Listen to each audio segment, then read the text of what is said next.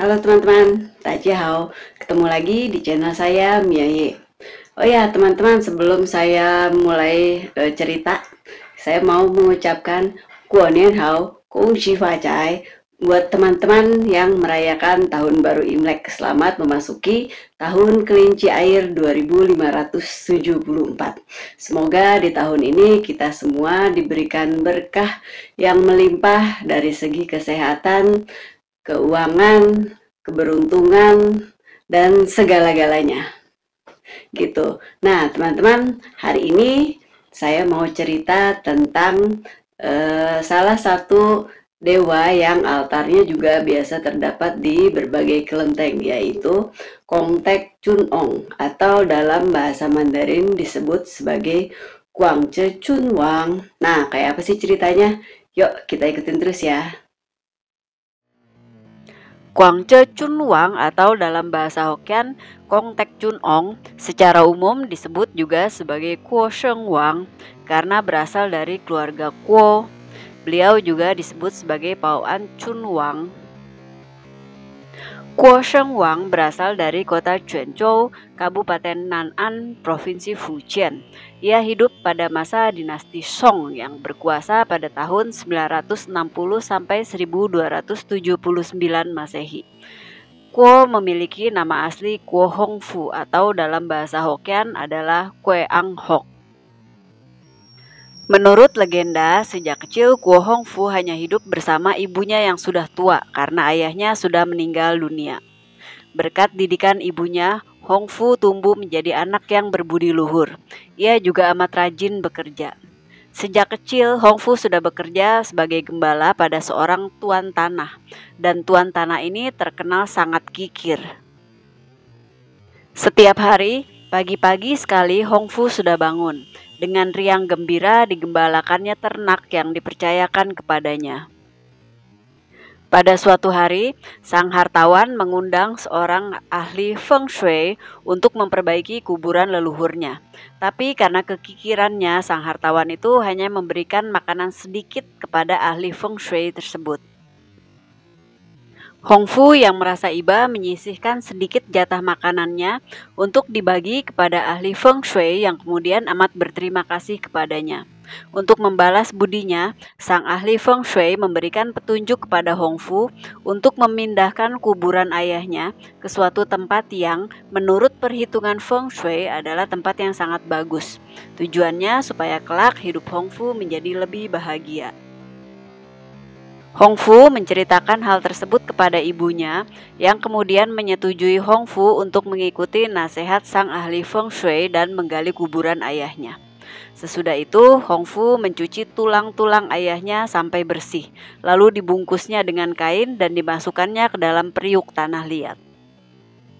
Sang ahli feng shui kemudian berpesan kepada Hongfu, "Mulai sekarang, kau harus menggembalakan ternakmu di sekitar tempat ini sampai ada seorang lelaki bertudung besi menuntun kerbau dengan seorang anak laki-laki yang berjalan di bawah perut kerbau lewat di situ. Tempat di mana kau melihat mereka itulah arah letak feng shui yang terbaik. Kuburkanlah tulang-tulang ayahmu di situ." Dengan sabar, Hongfu kemudian menunggu. Sambil menggembalakan ternak, periuk tanah berisi tulang belulang ayahnya tidak pernah lepas dari gendongannya. Kemudian pada suatu siang yang cerah, cuaca mendadak berubah menjadi gelap dengan petir menyambar-nyambar dan hujan turun dengan lebatnya. Hongfu tidak sempat menggiring pulang ternak-ternaknya, sehingga terpaksa ia berteduh di bawah pohon besar. Saat berteduh, dari arah tikungan muncullah seorang lelaki menuntun kerbau dengan terburu-buru. Laki-laki itu menggunakan wajan besi untuk melindungi kepalanya dari hujan. Anaknya yang masih kecil berlindung di bawah perut kerbaunya.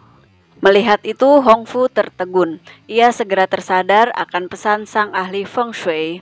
Tanpa mempedulikan hujan yang masih mengucur, ia segera menggali tempat di mana pertama kali ia melihat kedua orang itu, lalu menanamkan periuk berisi tulang belulang ayahnya di sana. Anehnya, begitu periuk dimasukkan ke dalam lubangnya, lubang itu lalu menutup dengan sendirinya. Dengan perasaan gembira, Hongfu kemudian menggiring ternaknya pulang. Waktu terus berlalu. Pada suatu hari, rumah hartawan majikan Hongfu dimasuki oleh para perampok yang sadis. Mereka merampok harta benda dan membakar rumah itu. Karena khawatir kobaran api akan mengenai rumahnya, Hongfu nekat meloncat keluar dari jendela. Tapi anehnya, api besar yang dilewati Hongfu berubah menjadi mengecil dan padam seperti diguyur air. Kawanan perampok itu pun lari tunggang langgang melihat kedatangannya. Hongfu sendiri tidak menyadari hal itu, tapi warga kampung yang menyaksikan kejadian ajaib itu merasa terheran-heran. Sejak itu, semua orang menaruh hormat kepada Hongfu, lebih-lebih sang hartawan yang tadinya kikir tersebut. Hongfu tidak diperkenankan menggembala lagi. Ia diberi tunjangan hidup agar dapat hidup lebih layak bersama ibunya. Setelah dewasa, pada suatu hari Hongfu mendapat bisikan suci bahwa ia akan menerima anugerah Tuhan untuk menjadi orang suci. Lalu diceritakannya hal tersebut kepada ibunya. Hongfu kemudian mandi, keramas, lalu bersemedi di dalam kamar sepanjang hari. Menjelang senja, karena melihat sejak pagi Hongfu tidak keluar dari dalam kamarnya, ibu Hongfu kemudian mendorong pintu kamar anaknya. Tapi alangkah terkejutnya sang ibu karena ia menyaksikan tubuh anaknya terapung di udara dalam keadaan bersemedi bersama kursi yang didudukinya. Spontan ditariknya kaki Hongfu ke bawah dan terasa oleh tangannya kalau kaki itu sudah dingin dan kaku. Saat itulah ia menyadari kalau putranya telah meninggal dunia. Sejak itu, penduduk desa selalu menghormati Kuo Hongfu dan memujanya sebagai orang suci dengan mendirikan kelenteng.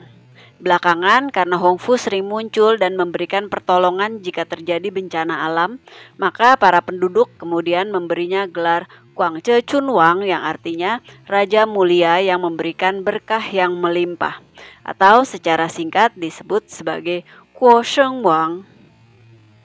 Kuo Sheng Wang ditampilkan sebagai seorang pemuda yang memakai baju kebesaran dengan kaki yang satu bersila dan yang lainnya terjulur ke bawah seperti pada waktu ia ditarik ibunya.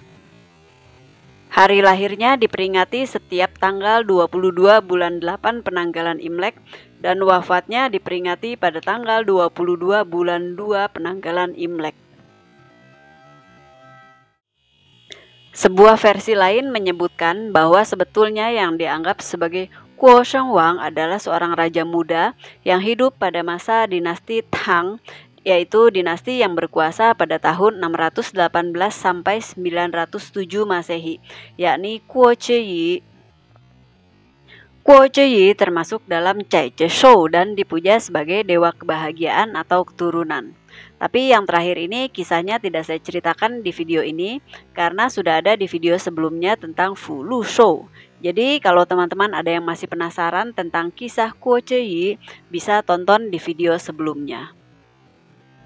Sampai hari ini, Guangzhe Chunwang dijadikan sebagai dewa pelindung masyarakat Nan'an dan dewa pelindung keluarga Kuo.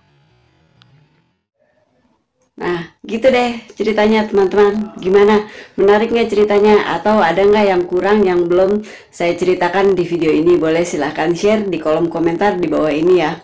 Terima kasih bagi yang sudah menonton sampai selesai. Jangan lupa like dan subscribe-nya kalau kalian menyukai video ini. Sampai ketemu di video berikutnya. Xie xie daja, zaijian.